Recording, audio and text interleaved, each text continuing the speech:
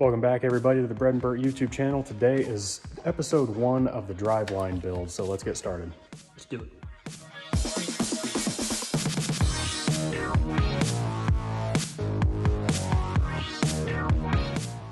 So in front of us here, we have a transmission I bought off of BDK Performance, Alfredo Ortiz. He's a really cool dude. If you guys need any fab tuning done, get a hold of him. He's in Cleveland, Ohio.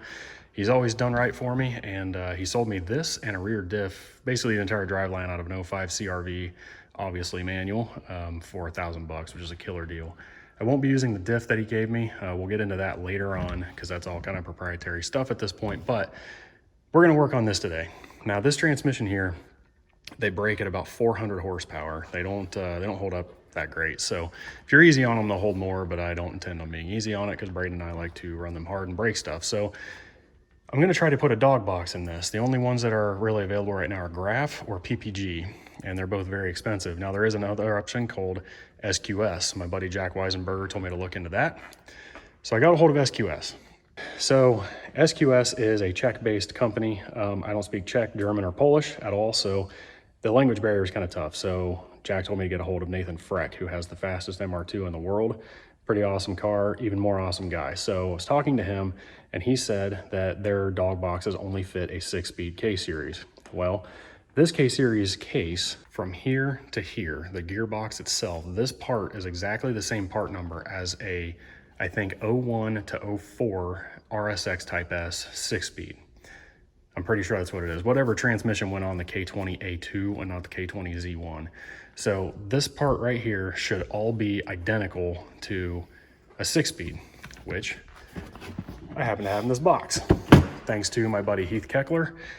He had that transmission, it broke a second gear. I have the video of the teardown on that. So I have the entire case and the gears, basically the whole transmission in this box and out in the car that I can use to figure out if this will work. Now, the goal here is Braeden and I are going to take this gearbox apart. We're gonna put those 6-speed gear stacks in it, and then we're gonna put my 5-speed gearbox back on it and see if it'll run through the gears. And second gear obviously won't because there's no teeth, but it will shift into it anyway. There just won't be any output. So we're gonna put this stuff on here real quick. We'll time lapse the install, and we're not gonna, get everything perfect. I'm sure we're gonna get as close as we can, but we can't change clearances and stuff because it's not really necessary. As long as it goes from gear to gear, we're good to go. So if this 6-speed works in here, it will prove to SQS, because they're not sure if their 6-speed dog box will work in my 5-speed case. I'm not really sure why that is, but I'm not asking questions right now. I'm just trying to get them answers. So we're basically gonna take a 5-speed transmission, put a 6-speed gear stack in it. Now, there's probably a lot of people out there that are like, yes, dummy, you can do that. Well, I don't know who those people are, and I haven't asked this question, somebody step forward. So what we're gonna do is do a find it out for ourselves day. So tag along while we quit talking and do this swap real quick and see if this works.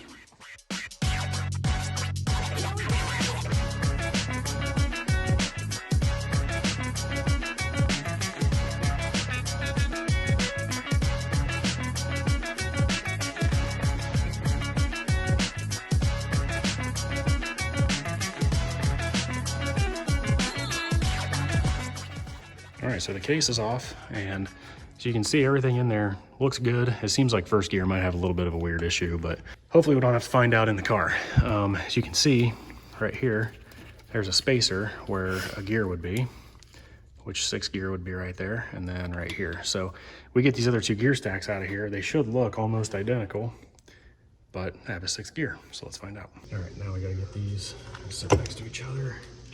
And if we look,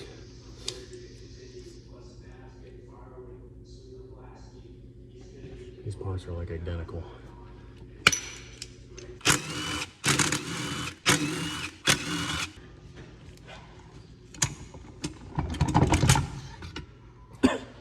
Just like that.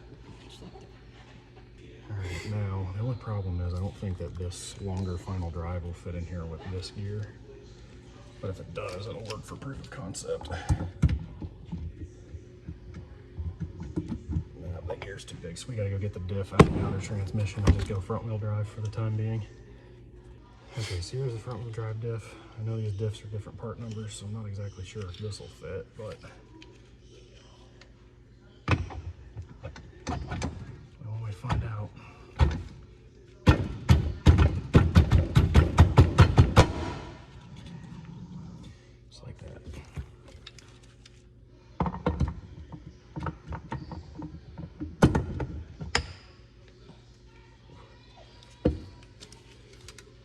So I think we found our first problem. Okay, so the roller bearing for the pinion is a lot bigger.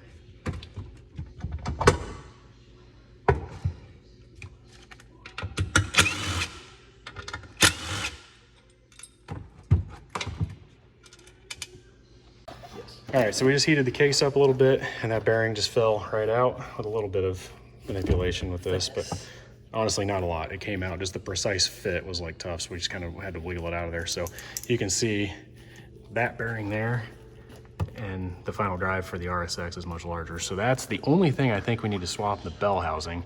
So we're gonna go ahead and put the bigger bearing in this all-wheel drive bell housing and then try to put the gear stacks in. So now we are back on track.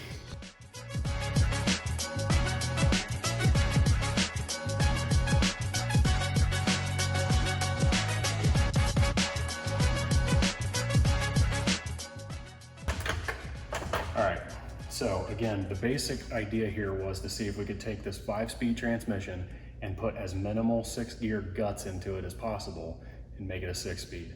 So as you saw in the time lapse and before, we changed the only thing we changed about the bell housing, or the clutch case is what it's called, was this pinion bearing, the counter shaft, basically like the heavy duty bearing in the bell housing. It's the only thing we changed about the bell housing. Then we took a 6-speed gear stack out of an X2 M5, which is a K20A2 RSX Type S0104 6-speed gear stack. Didn't change anything about that. Slammed it in there with the 6-speed forks, and then we put in the 6-speed shift selector up top. So what we're gonna do now is bench test it, because that's all you really can do. One over here, and if you watch this, this is the Diff output, right? So I'll just spin it by hand. It's in neutral right now. There's just some friction in there making it turn. You can kind of see there's slop. So we're going to first gear. I'll rotate it nice and slow. Second gear has no teeth. I'll do it anyway. So there's second gear. It seems to be about the same. That's just normal. It's like the friction again because there's no drive teeth. This is third. A little faster. That's a little faster. This is fourth. A little faster. That's fifth, a little faster. And then sixth, even faster. And then we go reverse.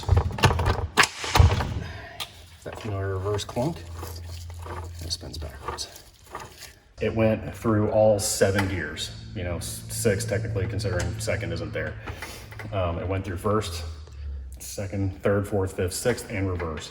So all 7 speeds worked in this 5-speed gearbox. The only thing we changed was the gear stacks, the forks, the selector, and the bearing. That's it. So if you have a 5-speed that's broken and you have a 6-speed laying around, I guess you just put the 6-speed in it. But I guess if you have a 6-speed with a case problem, you could take the guts out and put it in your transmission. This is a 6-speed and it would work in the car. So aside again from second gear because there's no teeth, but this works, and that's pretty exciting because now SQS said that a 6-speed dog box would not work in this case, but I just proved that this case is the same as an RSX Type S, which should be the same as an EP3 over in the UK. So